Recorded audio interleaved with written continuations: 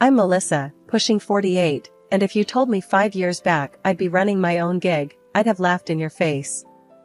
Life in the city is tough, tougher when you're single and hustling in a pet store, barely making rent. But here I am, owner of Urban Paws, a pet care agency born out of necessity when the world turned upside down, thanks to a pandemic. My days are a blur of barking dogs, purring cats, and the occasional parrot telling me off. But it's mine, every bit of it, from the chewed-up leashes to the last-minute pet-sitting requests. Melissa, the Johnson's Terrier, got into the trash again. It's like the 5th time this month. Liz, my right-hand woman and part-time fire extinguisher, announced as she stormed into my makeshift office, a broom in one hand and her phone in the other. Tell them it's time for some crate training. And bill them for the extra cleanup. I shot back without looking up from my laptop. The screen was a battlefield of schedules, bookings, and the never-ending list of tasks that came with running a small business. It was just another Tuesday, or so I thought, bustling with the usual chaos of barks and meows, when Jack strolled in. He had this big, scruffy dog with him, a Great Dane with eyes as kind as his owner's. "Hey, I'm Jack. God told you're the best in town for keeping critters happy when their humans are away. Is it true?" he asked, his voice smooth, but edged with a hint of playfulness. I couldn't help but smile, brushing a stray hair from my face.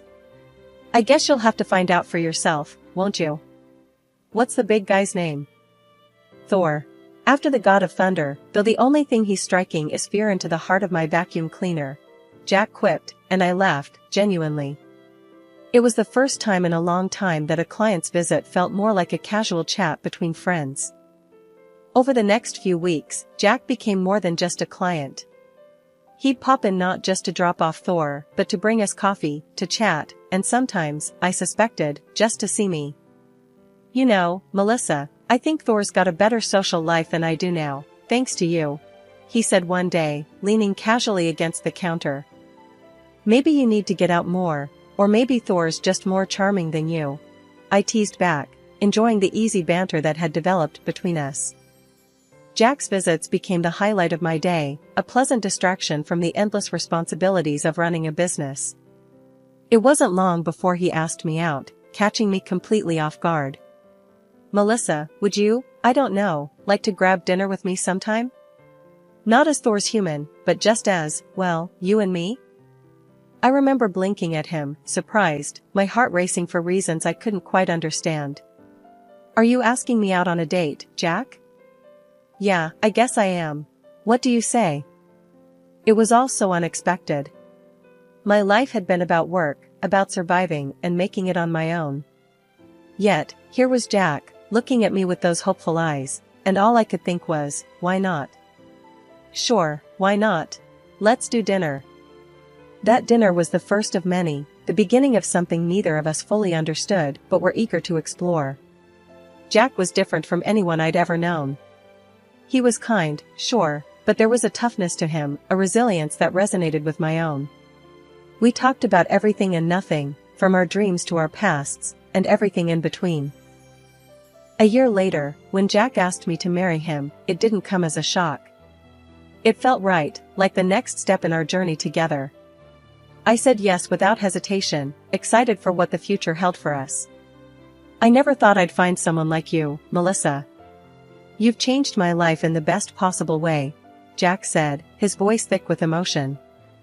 "And you've given me a reason to believe in love again, Jack. I can't wait to see where this adventure takes us," I replied, my heart full. Our engagement was a testament to the unexpected twists life can throw at you. From the moment Jack and Thor walked into my life, everything changed. I found love, companionship, and a sense of belonging I hadn't realized I was missing. Jack's parents, an amazingly kind and sweet married couple, accepted me as their own daughter. We sometimes came to visit them. I helped Jack's mother set the table, while Jack and his father discussed another basketball game. It was real, you know? Life's funny, you know? One day you're floating on cloud 9, everything's peachy, and then boom, it all starts to crumble. That's exactly what happened with Jack and me. It all started so subtle, I barely noticed. But let me backtrack a bit and give you the full picture. I was knee-deep in paperwork at the agency when Jack started mentioning he felt off. At first, it was just the odd sniffle here and there, nothing to write home about. But then, it escalated. Colds, backaches, you name it. I figured we all hit a rough patch, health-wise, but Jack, he took it to another level. One evening, I came home later than usual, the pet agency was buzzing, and I was juggling a million things at once. Jack was sprawled on the couch, looking miserable. "Babe, I'm feeling crappy again," he groaned as I dropped my keys on the counter. I sighed, hanging up my coat. "You've been saying that a lot. Maybe it's time to see a doctor? Or we could try switching up our diet, get you on some vitamins?" Jack's response was a scoff. "Oh, great, Melissa. That's just great. You think a few veggies and some pills are gonna fix everything? You just don't get it, do you?" I was taken aback. "Jack, I'm just trying to help. I'm no doctor, but sitting around moping isn't going to do much. You've gotta at least try." That set him off. "Try? You think I'm not trying? You have no idea what it's like. You're out all day, busy with your precious agency and those animals. When do you ever stop to think about me, huh?" His words stung. I was busting my ass, trying to keep our life together, keep the business running, and here he was, accusing me of not caring.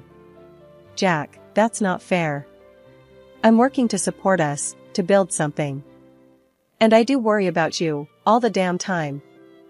But talking to Jack was like talking to a brick wall. He just wouldn't budge. "Whatever, Melissa. Just leave me alone." So, I did. I retreated to our bedroom, feeling a mix of anger and helplessness. This wasn't the man I married. Where did that caring, understanding guy go? It felt like I was living with a stranger. The next few weeks were more of the same. Jack's health complaints became a daily soundtrack, and any suggestion I made was shot down.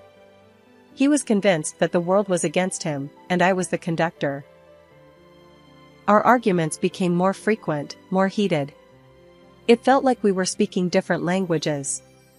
I suggested exercise, he accused me of being insensitive. I mentioned healthy eating, and he'd snap about me not understanding his pain. Frustrated with our nowhere conversations, I finally put my foot down. "Look, Jack, this isn't working. You need to see a doctor, get some real advice. Not just guesswork and internet crap." Jack was resistant, but exhausted. "Fine, Melissa. I'm tired, okay? Maybe it is just needing rest. But I'll go, for your peace of mind." So, 2 weeks later, I dragged him to the clinic, despite his reluctance. He went through all the checks, an MRI, the whole 9 yards. When we sat across from the doctor, awaiting the verdict, I held my breath. The doctor's words were a punch in the gut, but not the kind I expected. "There's nothing seriously wrong. A slight inflammation of a nerve, but with proper care and some physical therapy, you should be fine. You can work." I sighed, a mix of relief and frustration. "See, Jack? It's not as bad as you thought. We can work on this, get you back on your feet." But Jack, he wasn't having any of it. His face twisted in anger.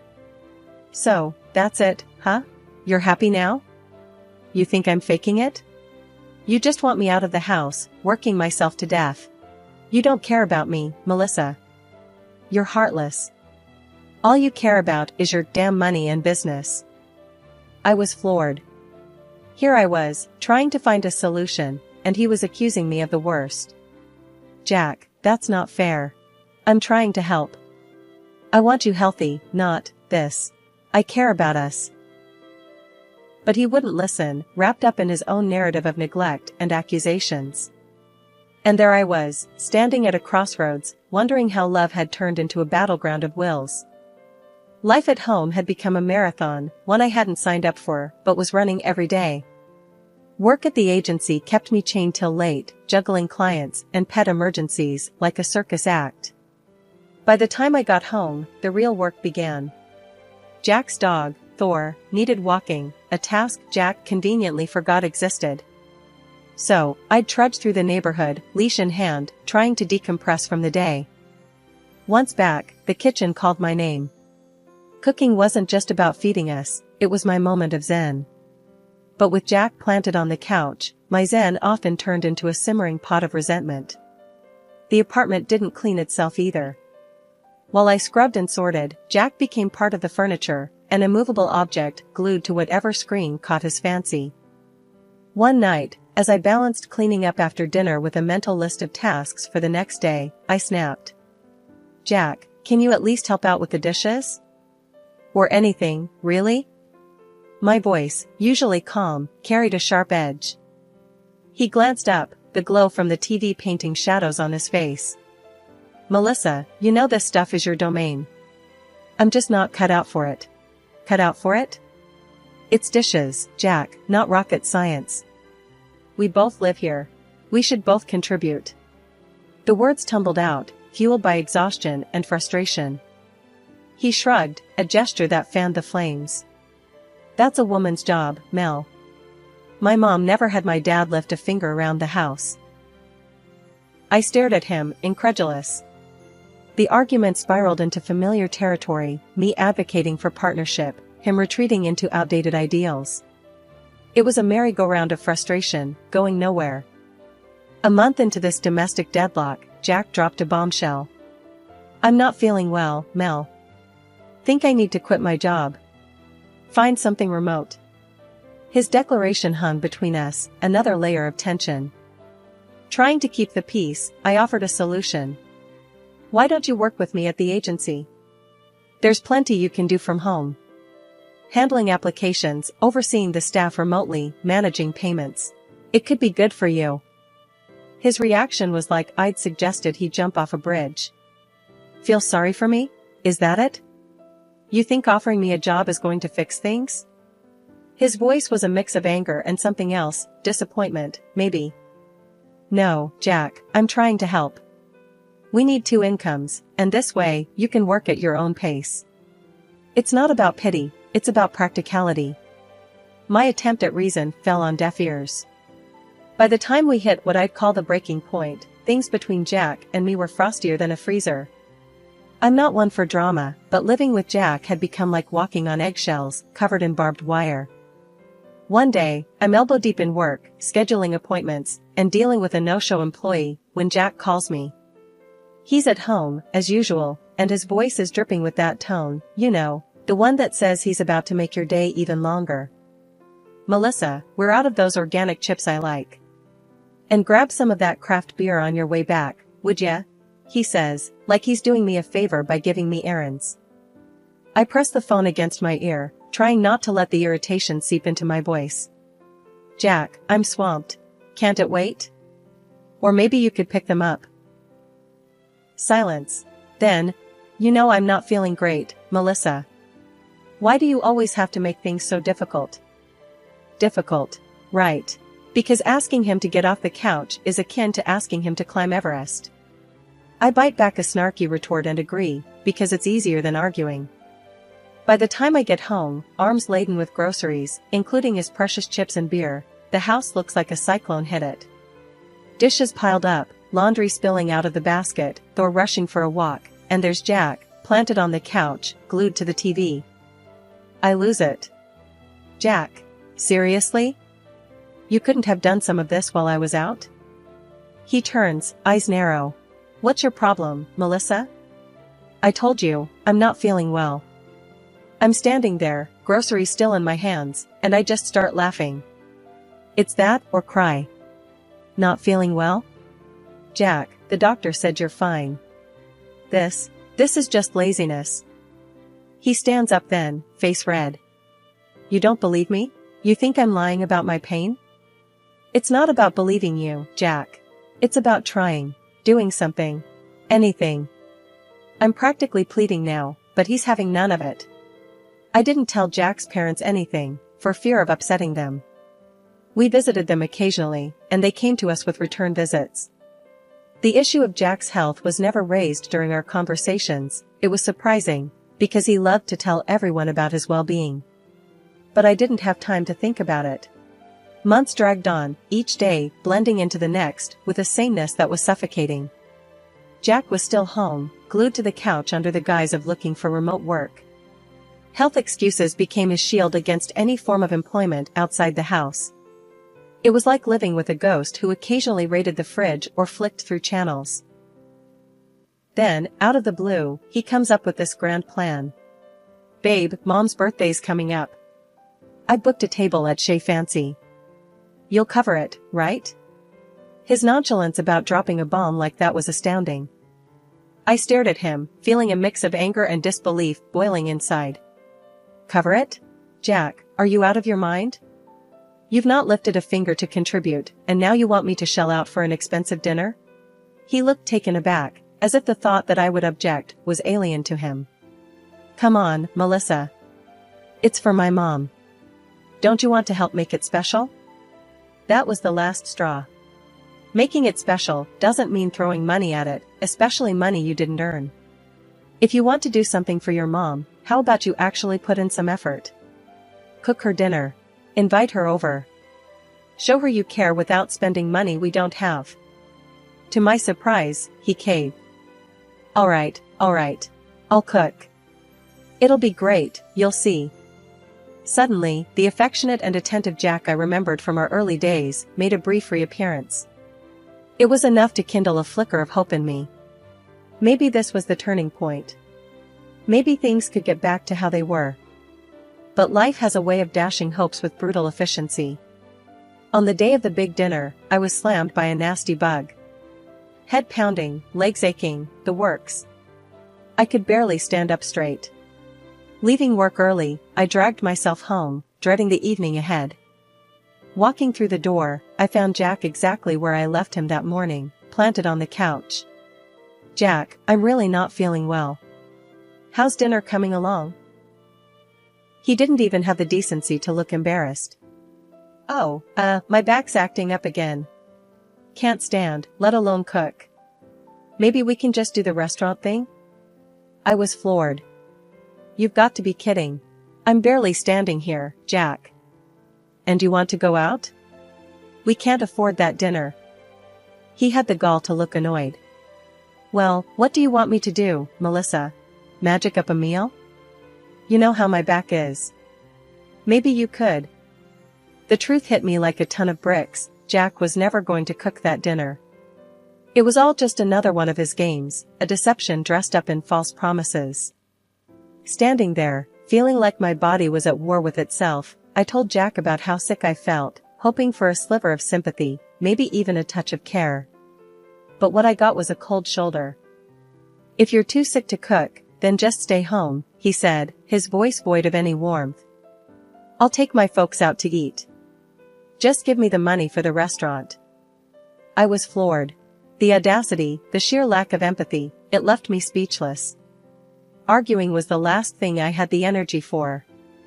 So, I swallowed my pride along with some antipyretic, hoping it would quell the fever enough for me to stand in the kitchen without passing out.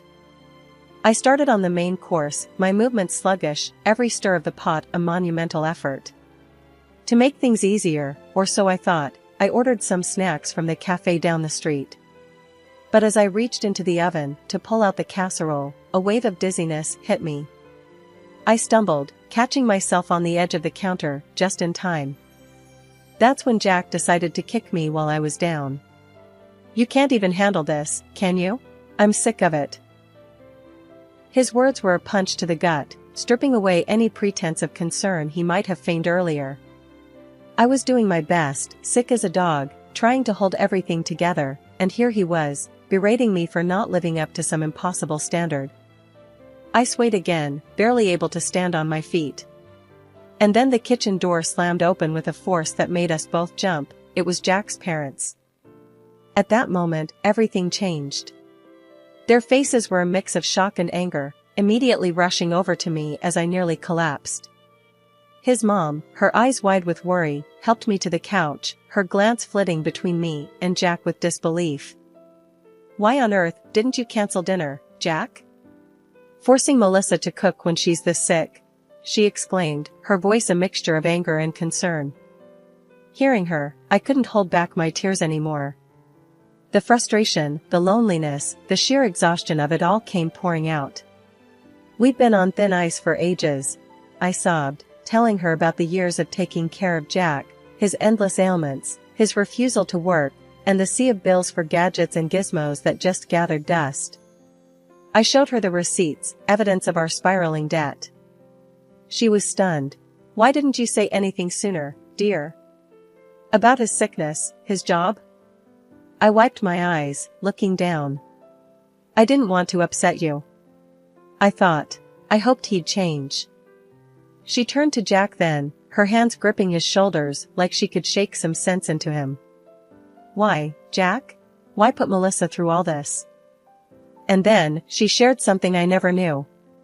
Jack had a history of faking illness to avoid responsibilities, a pattern stretching back to his school days. My heart sank. The realization hit me like a truck: my marriage was over. I couldn't tether my life to someone so unwilling to be a partner, so dependent on the sacrifices of others. His parents didn't spare him, their disappointment clear as day. "We've indulged you for too long," his dad said, voice hard with a finality that brooked no argument. "I can't do this anymore. I want a divorce," I declared, the words heavy but freeing. His mom nodded, her eyes sad but understanding. "I would do the same, dear." They then turned to Jack, their final verdict chilling. "Don't expect any more help from us. And forget about any inheritance if you don't turn your life around." Jack's reaction was desperate, a stark contrast to his usual apathy. He pleaded, begged even, but his mom just pushed him away. "You owe Melissa an apology, not us." But I was done. Done with the excuses, the lies, the endless cycle of hope and disappointment. It was time to move on, to rebuild from the ashes of what was supposed to be my happily ever after. Jack's pleas fell on deaf ears. My decision was made. It was time for a new beginning, one where I could find happiness and peace, free from the weight of carrying us both. After the dust of divorce settled, I threw myself into my work and the company of the animals I dedicated my life to. It was clear, the path ahead was mine alone to carve, and frankly, I relished the freedom. The end of my marriage, while a chapter one wouldn't choose to reread, taught me lessons I'd carry forever. It wasn't about regret, it was about growth.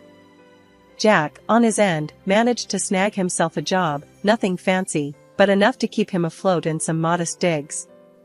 Last I heard, he's been playing the sympathy card hard, telling anyone who'd listen how I left him in his hour of need.